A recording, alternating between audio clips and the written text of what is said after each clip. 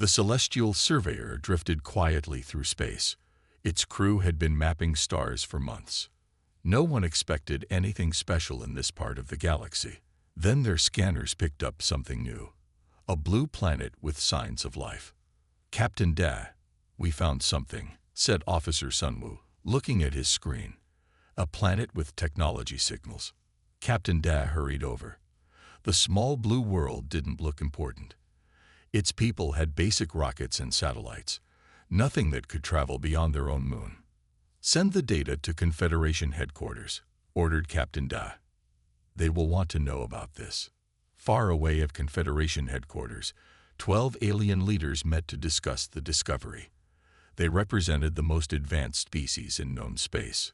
"Another developing world," said Counselor Yun. "We should welcome them to the galactic community." "Yes," agreed Head Counselor Chono. "We will send 12 ships to make first contact, one from each of our worlds." The aliens thought they knew everything about Earth. They were wrong. Deep in the shadow of Jupiter, the massive human ship Thermopylae waited silently. Its dark hull absorbed light rather than reflected it. No alien scan had detected it. Admiral Ju Park walked across the bridge of her ship. At 2 miles long, the Thermopylae was the largest warship humans had ever built. 6 more like it were almost finished in secret shipyards throughout the solar system. "Status report," Admiral Park said to her crew. "The alien fleet has entered the solar system," replied Commander Yuna. "They're heading straight for Earth, just as we predicted." Park nodded. 23 years ago, humans had spotted the first alien probe. Instead of announcing the discovery, Earth's nations had joined together in secret. They pooled resources and scientists to make rapid advances. "They think they're visiting a primitive world," Park said with a small smile. "Our satellites, space stations, and moon base are all they can see." What the aliens couldn't see were the gravity engines that powered human ships, or the weapons that could tear apart planets, or the stealth technology that kept the Thermopylae hidden. "The alien delegation will reach Earth orbit in 6 hours, said Lieutenant Cook at the navigation station. "Should we reveal ourselves now?" Admiral Park shook her head. "No. Let them settle into orbit first. Let them think they're in control of the situation." She looked at the tactical display, showing the 12 approaching ships. Each was elegantly designed, with smooth lines and glowing engines. The aliens clearly wanted to impress Earth with their technology. "What do we know about their weapons?" Park asked her tactical officer. "Basic energy weapons. Good shields. Nothing we can't handle," replied Officer Minjin. "Their fastest ship is only half our speed."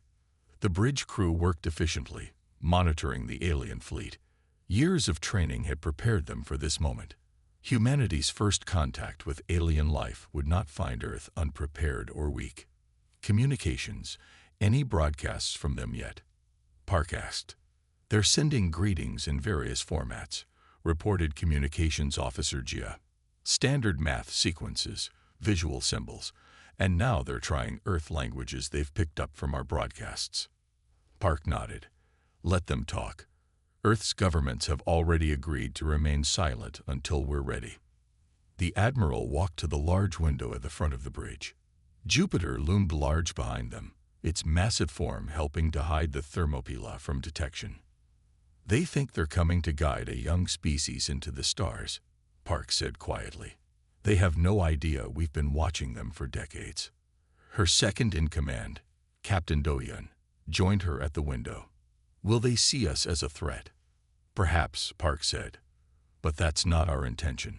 We simply refuse to enter the galactic community from a position of weakness." The screen showed Earth growing larger in the alien ship's viewports. The blue planet turned peacefully, its scattered lights visible on the night side. "All systems ready," reported Engineering Officer Jiho. "Stealth systems functioning perfectly. Weapons and shields on standby." Admiral Park returned to her command chair. She sat straight, her uniform crisp and perfect. This would be humanity's true introduction to the galaxy. "Prepare for revelation," she ordered. "When they settle into orbit around Earth, We'll move out from Jupiter's shadow. Let's show them that humanity isn't what they expected. The Thermopylae waited, its enormous power held in check, ready to surprise the unsuspecting aliens who thought they were meeting a primitive world. Soon, the balance of power in the galaxy would shift forever. The 12 alien ships entered Earth orbit in perfect formation. They arranged themselves in a circle, each ship representing one of the Confederation's member species. Their hulls gleamed under the sun, showing off smooth lines and glowing parts. They wanted Earth to see their power and beauty. Senior Ambassador Tejo stood on the bridge of the lead ship. He wore his formal robes with all his medals and honors visible. His blue skin contrasted with the gold trim of his outfit. He had done this many times before, welcoming new species to the galactic community. "Is the transmission ready?" Tejo asked his crew. "Yes, Ambassador," replied Communications Officer Jun. "We can broadcast to all their satellites and relay stations." Tejo nodded. "Begin when ready. Use their main languages first." On the view screens, Earth turned slowly below them. Tejo studied the blue planet with its white clouds and green-brown continents. He had seen hundreds of worlds, but each new one still gave him a small thrill. "Look at their primitive satellites," said Science Officer Minji, pointing to the small objects orbiting the planet. "Their technology level matches our predictions. Early space exploration phase." Tejo smiled. "They will be amazed by what we have to offer them. Technology, medicine, knowledge of the galaxy, all in exchange for becoming part of our Confederation." The bridge crew nodded in agreement. This was how it always worked. New species were always grateful for Confederation guidance. The process was smooth and predictable. "Ambassador, we are broadcasting now," said Jun. On every television, radio, and internet connection on Earth, the same message played.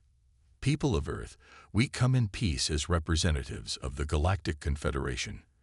We wish to welcome you to the larger community of intelligent species. Please respond on this frequency to begin diplomatic relations."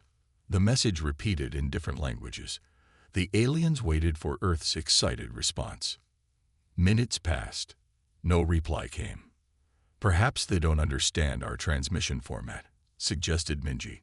"Try simpler codes," ordered Tejo. "Use basic mathematics. They must understand that." The aliens sent new messages. Still, Earth remained silent. "This is unusual," Tejo said, frowning. "Check their communication networks. Are they discussing our arrival?" Officer Jun worked at his console. Strange. Their networks show normal activity. They're talking about daily news, entertainment, weather, but nothing about us. Tejo's frown deepened. Impossible. They must see us in orbit. Scan their military bases. Are they preparing defensive measures? "No unusual activity detected," reported Defense Officer Hyojin. "Their military continues normal operations." An hour passed. Then two. The alien delegation grew increasingly confused. Earth continued its daily business, as if 12 massive spaceships weren't hovering above it. "Ambassador, should we try a more visible approach?" asked Captain Wujin. "Perhaps position ourselves over a major city." Tejo paced the bridge. In 2,000 years of space exploration, he had never encountered this response. New species always answered, with fear, excitement, or curiosity. But they always answered. "Move our ships over their largest city," Tejo ordered. The alien fleet repositioned over Tokyo. Their massive shadows fell across the sprawling metropolis. Surely now the humans would respond. Still nothing. "This doesn't make sense," muttered Tejo. "Scan deeper. There must be some reaction." Officer Minji conducted more detailed scans. "Ambassador, I'm detecting strange energy patterns from their planet. It's like they're using technology to appear less advanced than they are." Tejo stopped pacing. "What? That's not possible. Why would a species hide their advancement?" "I don't know, but these readings suggest they have energy management systems beyond what we can see." The bridge fell silent as this information sank in. "Could this be a trap?" whispered Captain Woojin. Before Tahoe could answer, Officer Hyojin shouted, "Massive energy surge detected near Jupiter." All eyes turned to the view screen. The gas giant Jupiter hung in the distance, its swirling storms visible even from Earth orbit. "What kind of energy?" demanded Tahoe. "Unknown type. Our sensors can't classify it," Hyojin replied, her voice shaking. "But it's powerful. More powerful than anything in our fleet." Tahoe felt a chill run down his spine. In all his years of first contact missions, he had never felt truly out of control. Until now. "Confederation fleet," came a calm human voice over their communication system, speaking perfect galactic standard. "Please maintain your position. The United Earth delegation will be joining you shortly." The aliens looked at each other in shock. How did humans know their language? And what was coming from Jupiter? The silence of Earth suddenly made terrible sense. The humans hadn't been ignoring them. They had been waiting. The space near Jupiter rippled and bent. Stars behind the distortion shifted position, as if seen through water. The aliens watched with growing fear as their instruments showed impossible readings. "What is happening?" Tahoe demanded, his voice rising. The tactical screen showed energy levels climbing beyond anything their sensors could properly measure. The distortion grew larger. "It's some kind of cloaking technology," said Science Officer Minji, her fingers flying across the control panel, "but far more advanced than ours." Then it appeared, first as a dark shape against Jupiter's swirling clouds, then fully visible as its stealth field dropped. The human ship was enormous, a mountain of metal and energy that made the alien vessels look like toys. "By the ancestors," whispered Captain Woojin. It's bigger than our largest space station." The UES Thermopylae moved toward them. Despite its massive size, it accelerated with graceful speed. The ship was dark gray with blue energy pulses flowing along its hull. Weapon systems dotted its surface, more firepower than the entire Confederation fleet combined. Alarms blared across all 12 alien ships. Red lights flashed on control panels. Warning messages appeared on screens. "Our shields are being scanned," reported Defense Officer Hyojin, her voice shaking. "They're penetrating all our systems." Tahoe gripped his command chair. This couldn't be happening. Earth was supposed to be a primitive world. Humans were supposed to be simple beings taking their first steps into space. "Block their scans," he ordered. "I can't," Hyojin replied. "Our countermeasures do nothing. It's like they know all our security protocols." On the main screen, the human battleship grew larger as it approached. Its true size became clear as it neared Earth orbit. The ship was nearly 2 miles long, with engines that glowed with blue-white energy. "It's impossible for them to build something that size," Tahoe said. "Our intelligence reports showed no large-scale space construction." "They must have hidden facilities," Captain Woojin suggested, "perhaps on their moon or in asteroid belts." The human ship slowed as it reached them. It positioned itself directly above the alien fleet. Its shadow fell across their vessels, blocking the sun and casting them in darkness. "We are being hailed," announced Communications Officer June. "They're broadcasting on all our frequencies simultaneously." "How do they know our communication protocols?" Tahoe asked, but no one had an answer. "Put it on screen," he ordered. The view screen activated, showing the human female in a dark uniform with silver and gold markings. She stood straight, her hands behind her back. The bridge around her was spacious and advanced, with crew members working at various stations. "Confederation delegation, this is Admiral Ju Park of the United Earth Space Force. Welcome to our solar system. We've been expecting you."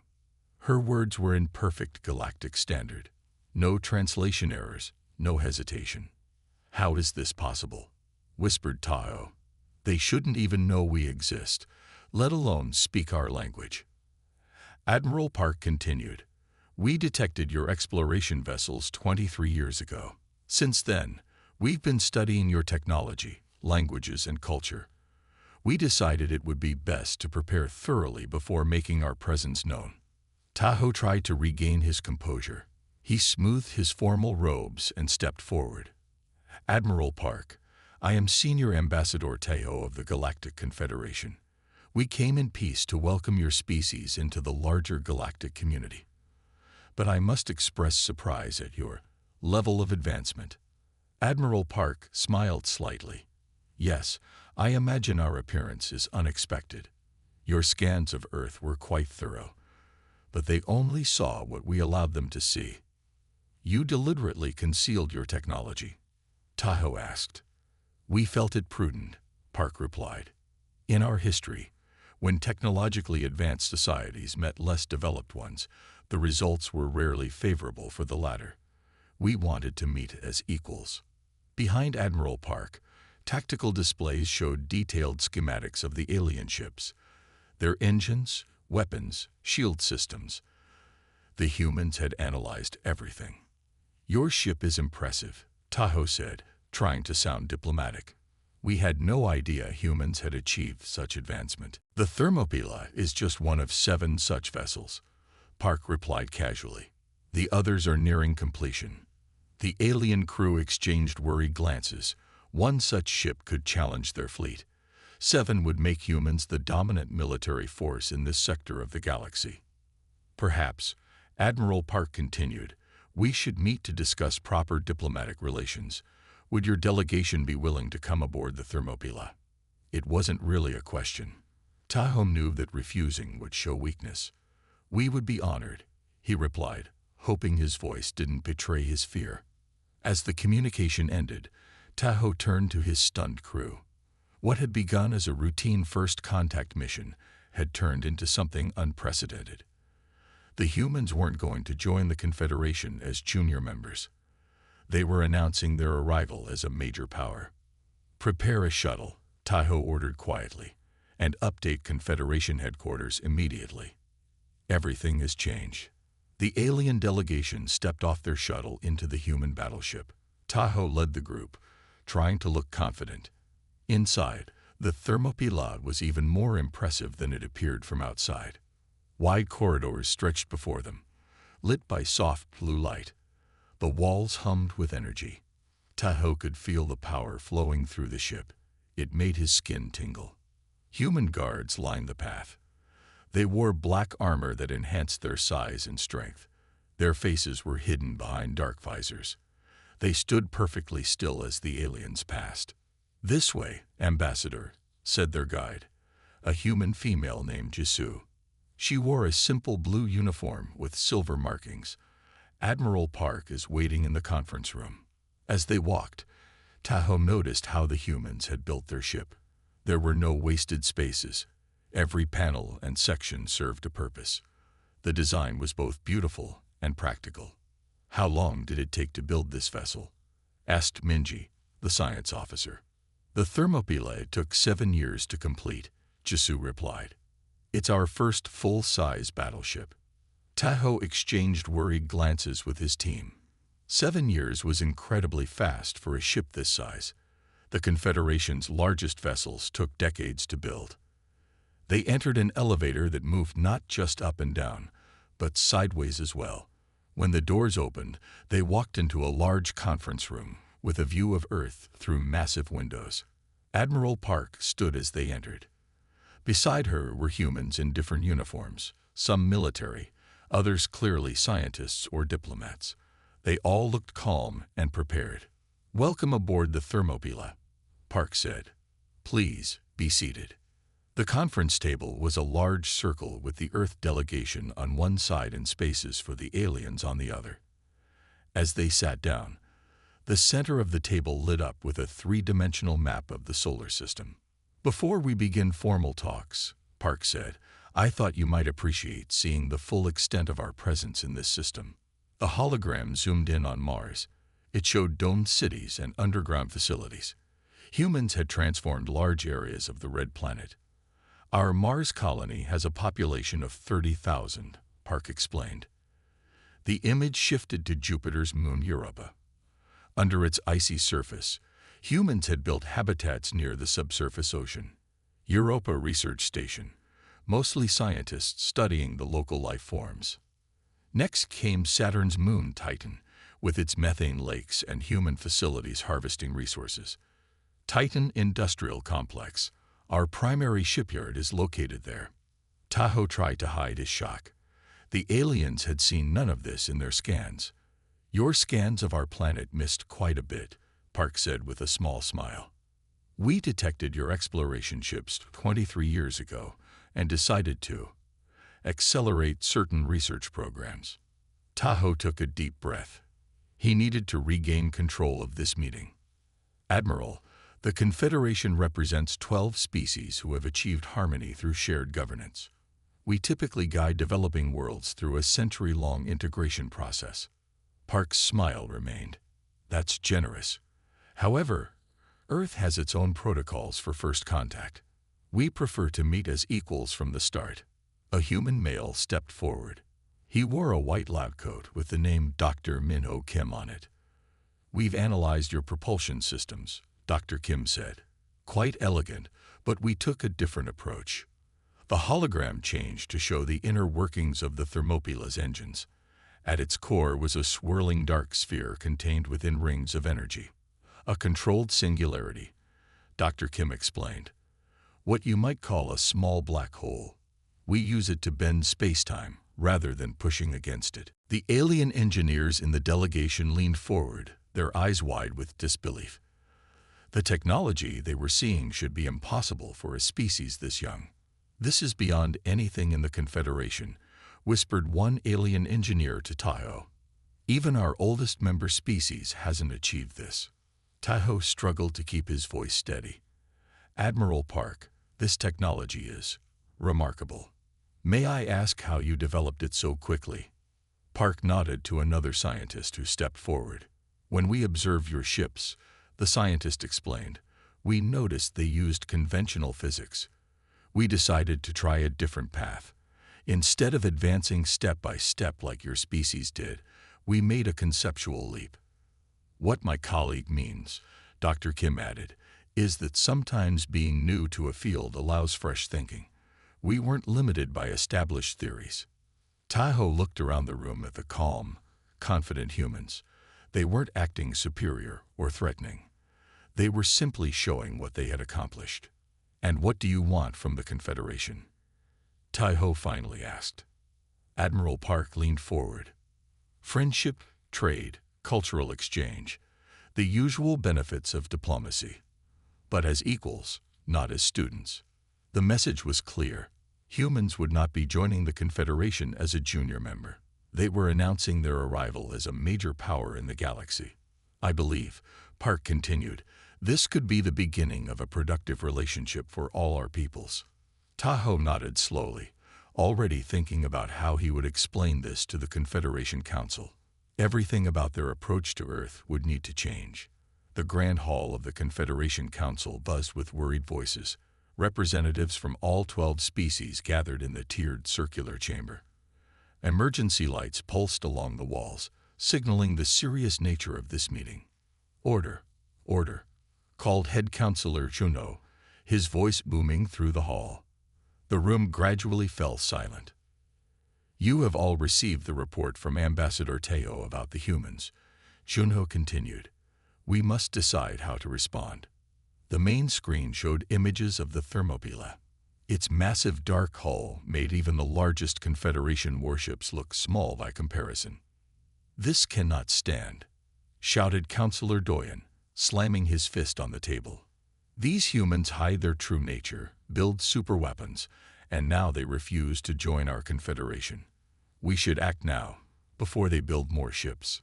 Murmurs of agreement spread through some sections of the hall. Ambassador Tejo stepped forward. He had just returned from Earth and looked tired but calm. I understand your fear, he said, but I must caution against any military action. Their technology is beyond ours in key areas.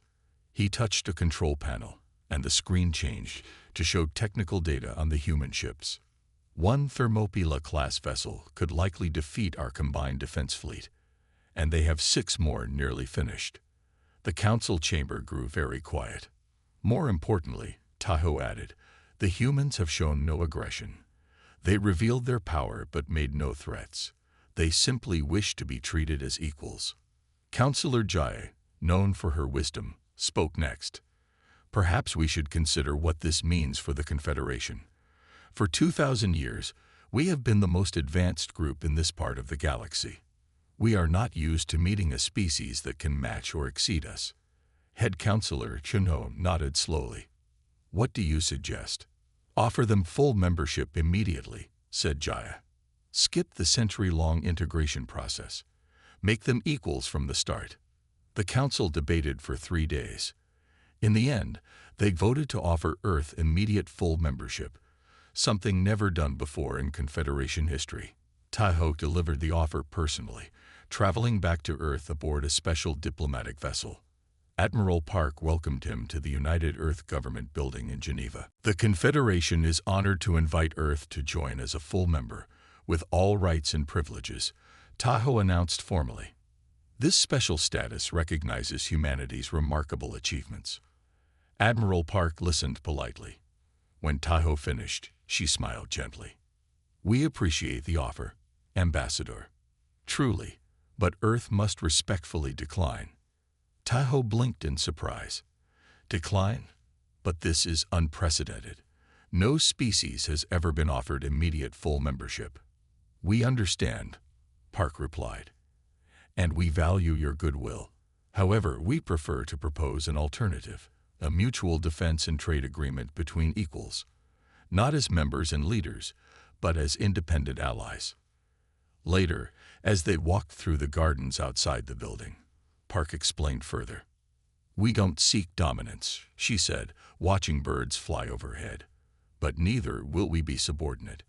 Humanity has survived countless near extinctions on our violent homeworld. That experience has taught us to be prepared, but also to value peace when it can be maintained between equals. Tahoe considered her words carefully. Your species is unusual, Admiral. Most races we encounter are eager to join the Confederation. Perhaps because you find them when they're still developing, Park suggested. We had the advantage of seeing you first. After a week of negotiations, the treaty was signed. Humans would remain independent but would trade with Confederation worlds. They would share some technologies but keep others private. They would help defend Confederation worlds if needed, but would not join the Confederation military structure. When it was time for the delegation to leave, the Thermopylae escorted them to the edge of the solar system. Admiral Park invited Tahoe to the bridge for a final conversation. I hope this is the beginning of a long friendship between our peoples, she said. Tahoe nodded. I believe it will be. You have changed how the Confederation sees the galaxy. We had grown too comfortable in our position. As the alien ships prepared to jump to faster-than-light travel, Tahoe stood on his vessel's observation deck. He watched the massive human battleship against the backdrop of stars. The Confederation had expected to find a simple, developing world. Instead, they found equals, perhaps even superiors in some ways. The galaxy had suddenly become a more complex place, and as his ship accelerated away from the solar system, Tahoe realized something surprising. For the first time in centuries of diplomatic work, he felt truly excited about the future. Humans would change everything. And perhaps that was exactly what the galaxy needed.